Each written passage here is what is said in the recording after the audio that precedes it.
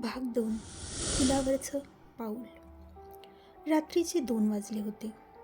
आकाशात ढग दाटले होते आणि चंद्र वेढलेला वाटत होता.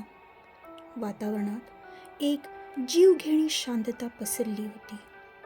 ह्या गोष्टींचा विचारही न करता रस्त्यावर केवळ एकाचा आवाज, तोही दुचाकीवरून जाणाऱ्या एकट्या माणसाचा. तो होता स्वप्नील. एका खेड्यातून दुसऱ्या खेड्याकडे धावत असलेला नवरा. बायकोची प्रसूतीची वेळ आली होती. त्याला सासऱ्यांचा फोन आला होता. बकुळीची तब्येत अचानक बिघडली आहे. तिला बरं वाटत नव्हतं, म्हणून तिला ताबडतोब रुग्णालयात नेलं आहे. डॉक्टरने सांगितलं आहे, प्रसूतीची वेळ आली आहे. तुम्हाला लगेच यावं लागेल. सासऱ्याचा थरथरता आवाज त्याच्या कानात घुमत होता. त्यामुळेच तो रात्रीचा काहीही विचार न करता मोटारसायकल घेऊन निघाला. रस्ता नेहमीचा होता. खूप घाई होती, म्हणून जवळच्याच रस्त्याने त्याने जायचे ठरवले. पण त्याला एक गोष्ट कळालीच नाही की तो त्या गावातून जात होता, देवगुळ गावातून. तो आपल्या बायकोच्या आणि होणाऱ्या बाळाचा विचार करतच चालला होता. त्याला लवकरात लवकर आपल्या बायकोला पाहायला जायचं होतं. तेवढ्यात त्याला समोर अचानक एक बाई रस्त्याच्या मधोमध उभी राहिलेली दिसली. पांढरी साडी, ओले केस, चेहरा झाकलेला. स्वप्नीलने जोरात ब्रेक मारले. गाडी थोडक्यात सावरली. त्याने डोळे विस्फारून पाहिलं. ती स्त्री त्याच्याकडे पाहत नव्हती, पण तिच्या भोवती एक विचित्र प्रकाशाचा आभास होता. काही काळाच्या आत स्वप्नीलचं अंग हलायला लागलं. डोळ्यात एक ग्लाससारखा पसरलेला निळसर प्रकाश तयार झाला. तो पूर्णपणे तिच्या स्वाधीन झाला. ती स्त्री चालू लागली आणि तो तिच्या मागे मागे चालू लागला. तो विसरून गेला की तो कुठे निघाला होता, की त्याच्या बायकोची तब्येत बिघडली आहे. फक्त तो त्या स्त्रीच्या मागे चालत राहिला. त्या स्त्रीने नदीवरच्या जुन्या पुलावर पाय ठेवला. ती हळूहळू पुढे जाऊ लागली आणि एका क्षणी तिने पाण्यात उडी मारली. स्वप्नील तसाच तिच्या मागे जातो. त्याच्या पायांनी पूल ओलांडायला सुरुवात केली आणि शेवटच्या टप्प्यावर त्याचं शरीर वाकलं आणि तो सुद्धा उडी मारणारच होता. तेवढ्यात एक चेंडू सरकत पुलाजवळून गेला. मागून एक सायकल जोरात आली. अरे थांब, काय करतोयस? थांब. तो होता विठ्ठल भाऊ, गावातला एक अनुभवी शेतकरी, जो रात्री त्याच्या नातवाला घेऊन परत येत होता. त्याने सायकल फेकली आणि धावत स्वप्नीलला पकडलं. त्याचा नातूही त्याच्यासोबत गेला.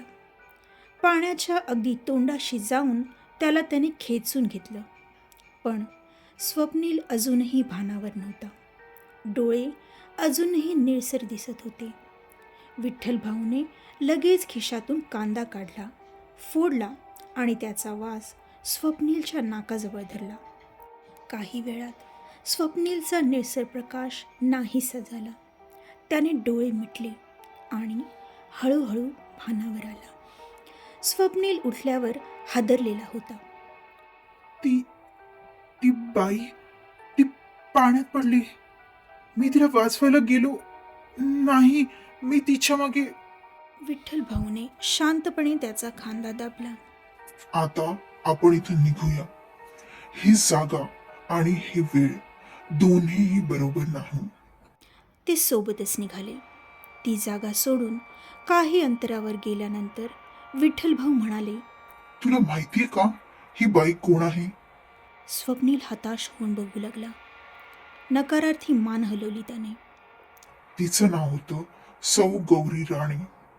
लग्न करून 5व्या दिवशीच तिला कळलं की ती गरोदर आहे. पण तिच्या सासरच्यांनी तिला नाकारलं, रस्त्यावर फेकलं. ती पाण्यावरच्या या पुलावर आली आणि वादळात उडी घेतली. तिचं बाळ सुद्धा वाचलं नाही. तिच्या आत्म्याला अजूनही वाटतं कोणीतरी तिला न्याय द्यावा, कोणीतरी तिच्या सोबत त्या पाण्यात यावं. हे ऐकून स्वप्नीलचे डोळे पाणावले. विठ्ठल भाऊ पुढे म्हणाले, तुझं नशीब चांगलं मी येत होतो, नाहीतर विठ्ठल भाऊ स्वतः स्वप्नीलला त्याच्या हॉस्पिटलमध्ये घेऊन गेले. तेव्हा सासरे रडत सांगू लागले, तुमची बायको आणि बाळ दोघही बरं आहेत. फक्त तुम्ही नाही आलात म्हणून ती सतत तुमचं नाव घेत होती. स्वप्नील थरथरू लागला. तो एक एक करून सगळं सांगू लागला. मी वेळेवर आलो असतो, पण तिच्या त्या भयानक नजरेत मी मी हरवलो. ती ती मला खेचत होती त्या त्या पाण्यात.